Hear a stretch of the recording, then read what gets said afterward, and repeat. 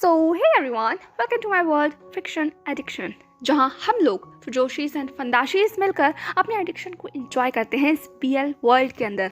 चलिए तो अपने नॉवल को स्टार्ट करते हैं जिसका नाम है hard to reach. Let start. But उससे पहले I just want to say that जो कोई भी फर्स्ट टाइम विजिट कर रहा हो वो चैनल को सब्सक्राइब किए बगैर मत जाना और वीडियो को लाइक कर देना। ओके, चलिए स्टार्ट करते हैं। आई लाइक यू। एक सडन कन्फेशन, एक ऐसा कन्फेशन जो बढ़े हुए कदमों को रोकने की ताकत रखता है, जो दिल की धड़कनों को बढ़ाने की हिम्मत रखता है। पर क्या इस वक्त ये सडन कन्फेशन ये उठ रहे तूफान को थाम सकता है? कहते हैं शब्दों में बहुत ज्यादा ताकत होती है, इतनी ताकत कि वो किसी भी परिस्थिति में असर दिखा सकती है और सिचुएशन को पूरी तरीके से बदल कर रख सकती है। पर क्या इस वक्त ये सडन कन्फेशन ऐसा कुछ कर सकता था? इस उठ रहे तूफान को थाम सकता था? शब्द अपनी अहमियत दिखाते हैं, वो कुछ इस तरीके से अपनी अहमियत दिखाते हैं कि कभी कभी कुछ सही शब्द बदतर से बदतर सिचुएशन में भी अपना असर दिखाकर उसे शांत कर सकते हैं, किसी भी तूफान को रोक सकते हैं, टूटते हुए रिश्ते को भी थाम सकते हैं। पर उसी के उलट कभी कभी कुछ शब्द ही हर चीज़ बिगाड़ सकते हैं, पूरी तरीके से तबाह कर सकते हैं। और शायद इस वक्त भी यही हो रहा था। ये सडन कन्फेशन कोई वार्मनेस लेकर नहीं आया था जहान के मन में, बल्कि उसके उलट ये सडन कन्फेशन तो जहान के मन को और ज़्यादा खट्टा कर गया था। उसके मन में इतने ज़्यादा तीर चुभ रहे थे इस वक्त कि वो अपने आप को और ज़्यादा टूटा हुआ और घायल महसूस कर रहा था। हाँ, इन शब्दों ने जहान के कदमों को रोका था, उसकी दिल की धड़कनों को भी रोका था। जहान ने अपनी नज़रों को घुमाकर लान वांगजी की तरफ किया। वांगजी भी ठहर गया, वो भी जहान की आंखों में देखने लगा। वो सिल्वर ब्यूटीफुल आईज, ऐसी आंखें जिसने वांगजी को पहले दिन से ही थाम लिया था, उस रात से ही थाम लिया था, उस रात से ही अपना बना लिया था जिस वक्त से वांगजी ने जहान को पहली बार देखा था, उस स्टेज पर डांस करते हुए, अपने आप में ही घूमते हुए झूमते हुए, दुनिया से पूरी तरीके से उलट। उस इतने बड़े क्लब में लोगों की भीड़ में भी जहान अपनी एक अलग जगह रखता था, ऐसी जगह, ऐसा चार्म जिसने वांगजी को पूरी तरीके से मंत्रमुग्ध कर दिया था, मेस्मराइज कर दिया था, इतना ज़्यादा हिप्नोटाइज कर दिया था कि वांगजी को खुद भी एहसास नहीं हुआ कि कब वो जहान के करीब पहुंच गया और वो दोनों उस रूम में पहुंच गए। शायद उस वक्त वांगजी ने पहली बार अपनी सेक्सुअलिटी के लिए खुद को इतना ज़्यादा थैंकफुल महसूस किया था। पहली बार उसने अपनी सेक्सुअलिटी के लिए खुद को कर्ज नहीं किया। पहली बार उस दिन वांगजी ने अपने दिल के अंदर इन अलग जज्बातों को जो वो दूसरों के लिए फील करता है, खासकर लड़कों के लिए, उन्हें गलत नहीं समझा था। और साथ ही पहली बार उस दिन उसने खुद को अलग महसूस नहीं किया था, वैसा अलग जो हमेशा से खुद को महसूस करता था। वो सोचता था कि वो अलग है, उसके अंदर कुछ कमी है, वो नॉर्मल नहीं है, वो एबनॉर्मल है, क्योंकि उसके अंदर ये फीलिंग्स हैं बल्कि सेम सेक्स के लिए, ना कि ऑपोजिट जेंडर के लिए। ऐसी फीलिंग्स जो उसे शेम फील कराती हैं, एम्बैरेस फील कराती हैं। पर उस दिन ऐसा कुछ नहीं था। उस दिन तो वांगजी अपने आप को बहुत बहुत बहुत स्पेशल फील कर रहा था कि वो जहान के साथ है, दुनिया की शायद सबसे खूबसूरत चीज़ के साथ, सबसे खूबसूरत इंसान के साथ, वो भी इतनी ज़्यादा इंटिमिडेटिंग पोजीशन में। पर वो ये भी जानता था कि ये एक खूबसूरत ख्वाब है, सिर्फ ख्वाब, वो भी सिर्फ इस रात के लिए, क्योंकि सुबह होते होते ये सब कुछ उसके सामने से चला जाएगा।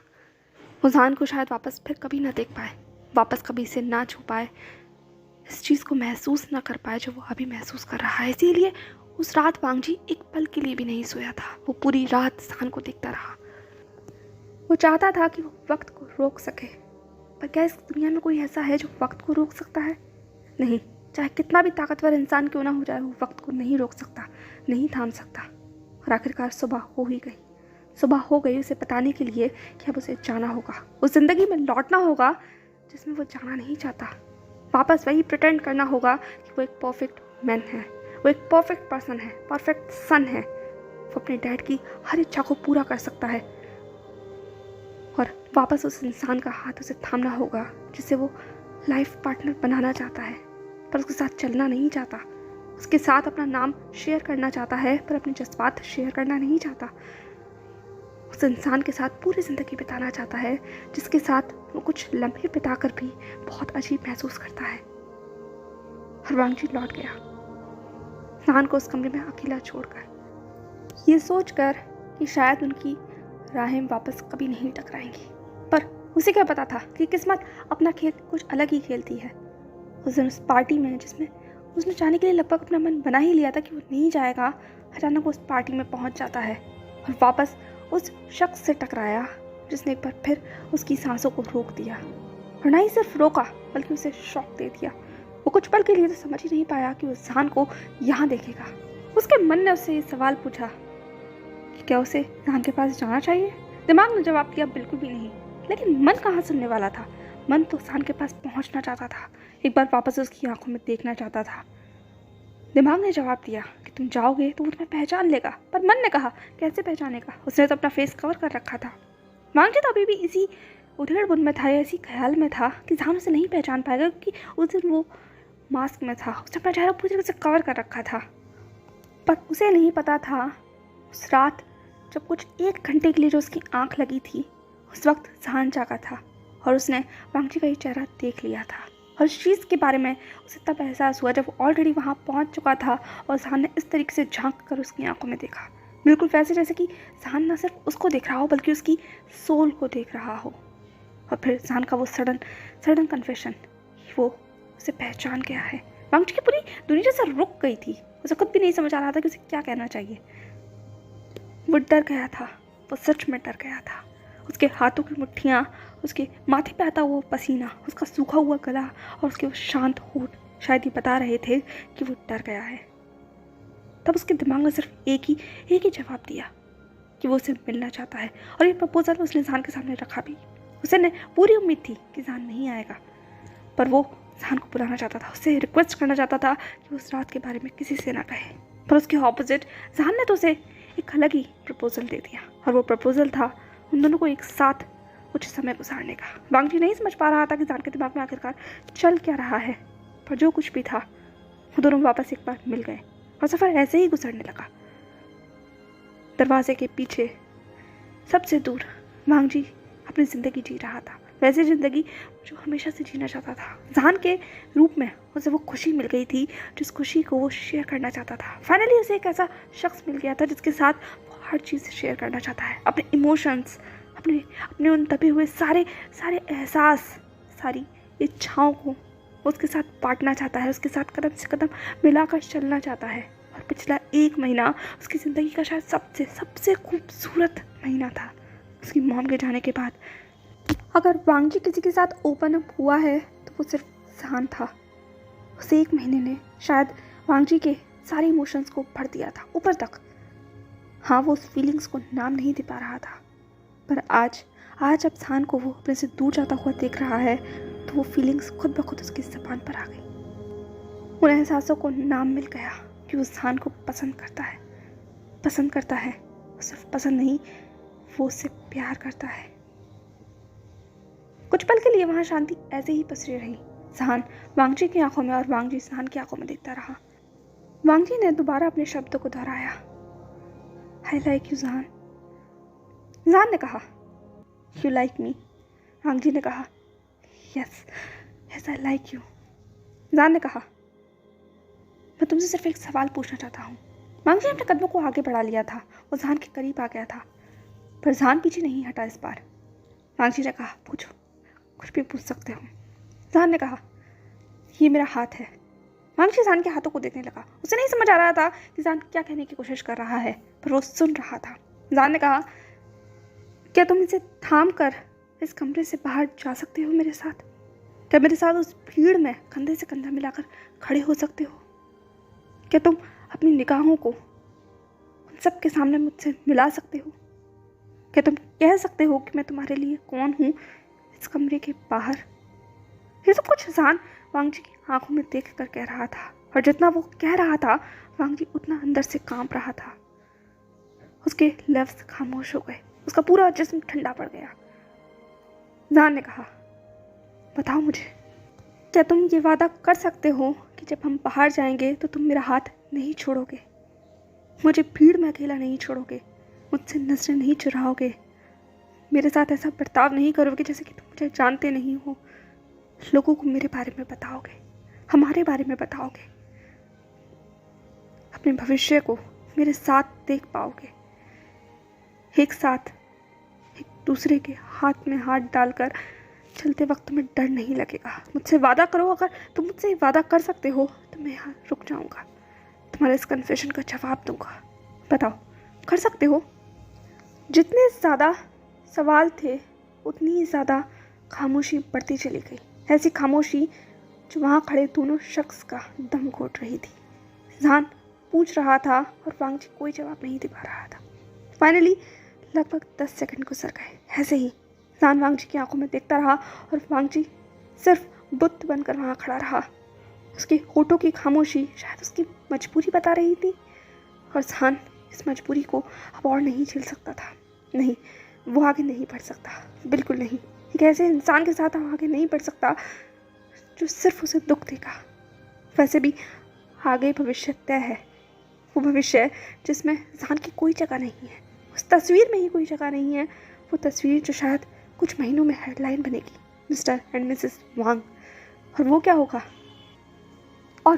होगा? एक बेड वार्मर, किसी बिलीनियर का एक डर्टी सीक्रेट, एक ऐसा सीक्रेट जिसे वो बिलीनियर सिर्फ कमरों में बंद रखना चाहता है, जिसे वो महफिल में पहचानना तक नहीं चाहता। क्या जहान ये चाहता है? नहीं, वो बिल्कुल ये नहीं चाहता। जहान एक प्राउड पीपल है, एक प्राउड पर्सन है। अपनी सेक्सुअलिटी को लेकर, अपनी पर्सनैलिटी को लेकर, अपने अस्तित्व को लेकर वो एक प्राउड इंसान है। उसने ऐसा कुछ भी नहीं किया जिसे उसे छिपाना पड़े। तो वो खुद अपने आप को कैसे छिपा सकता है? अपने रिलेशनशिप को, जो उसके लिए शायद सबसे ज़्यादा वैल्यूबल चीज़ है, लव, जिसे वो करता नहीं है, ना ही वो करना चाहता, लेकिन उसके लिए वो एक ट्रेजर है। अगर वो किसी से कभी इन फ्यूचर भी लव करेगा तो वो पूरी डेयर के साथ करेगा। ऐसा करेगा जिसे वो पूरी दुनिया को बता सके। अगर वांगजी के साथ वो कुछ ऐसा फील करता है तो उसे दुनिया को बताना है।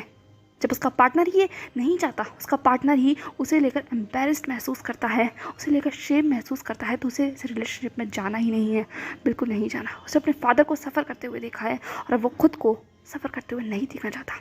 इसीलिए जहान ने वांगजी से दूरी बना ली। जैसे ही वांगजी को एहसास हुआ कि जहान उससे दूर जा रहा है, वांगजी ने कहा, नो जहान। जहान ने कहा, नो, अब बस तुम करोगे। वांगजी ने कहा, रुक जाओ जहान। जहान ने कहा, रुक जाऊँ?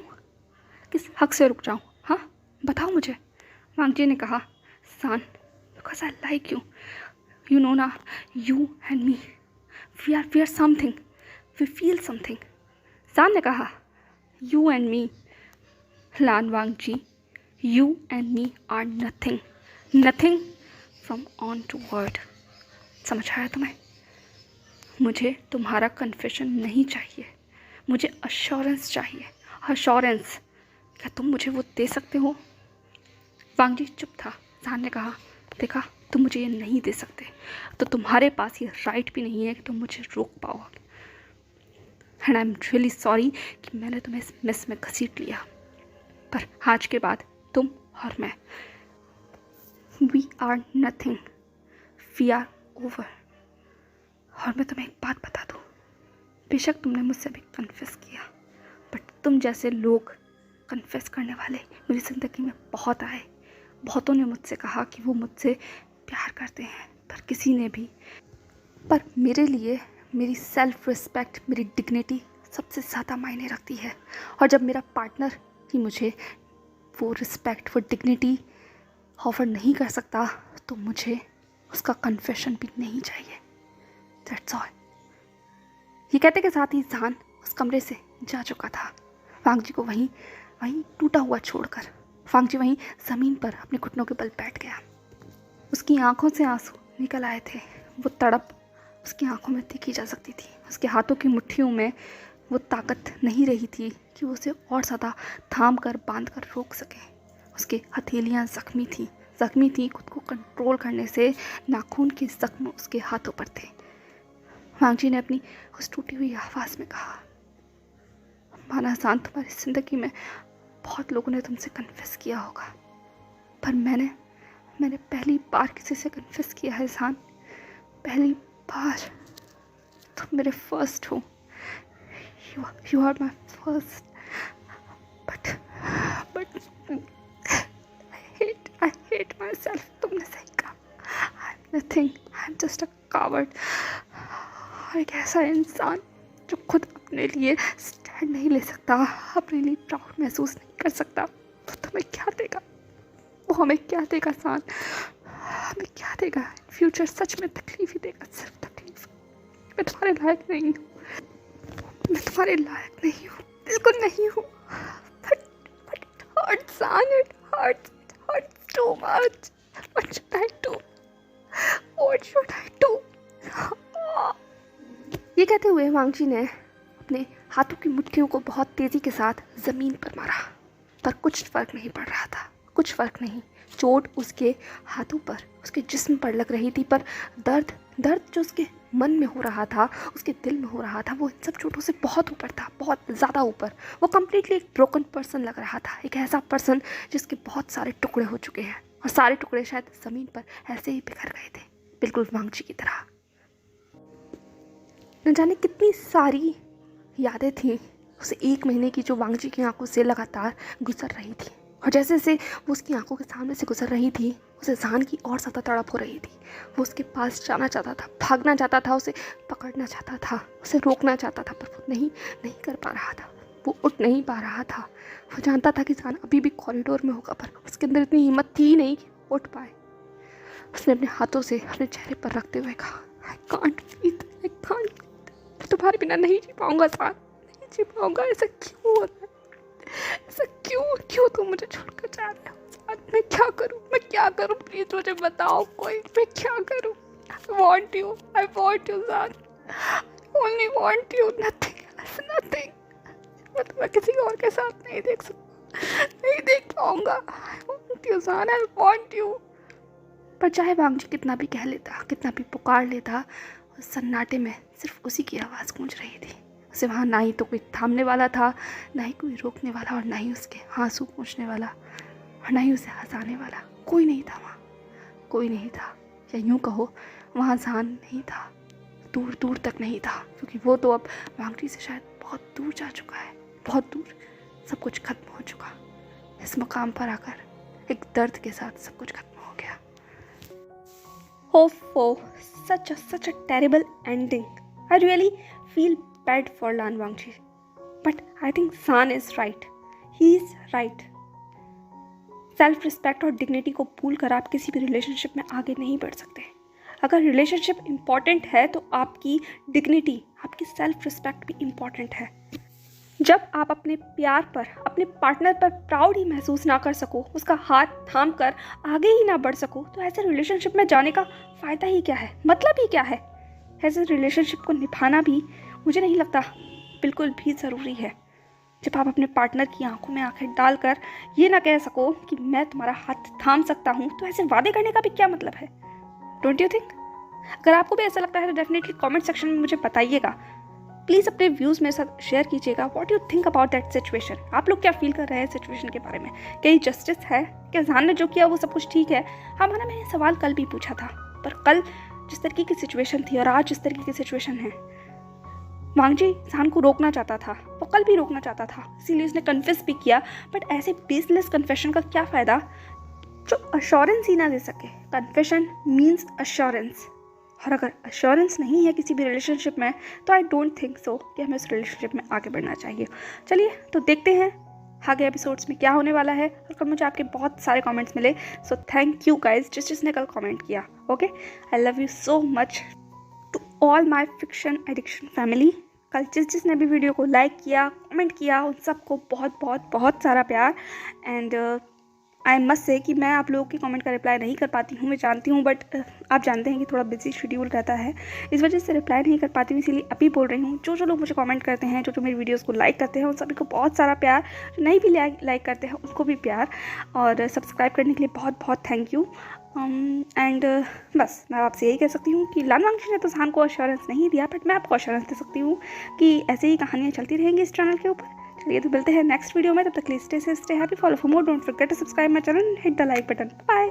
एंड ये मत समझ लीजिएगा कि हार्ड टू रीच खत्म हो गया है। ओके, मैंने ऐसा बोल दिया कि एंड कितना टेरेबल है, तो अभी हार्ड टू रीच खत्म नहीं हुआ है, अब इसके कुछ एपिसोड्स बचे हैं, उसके बाद ये भी रैप अप हो जाएगा।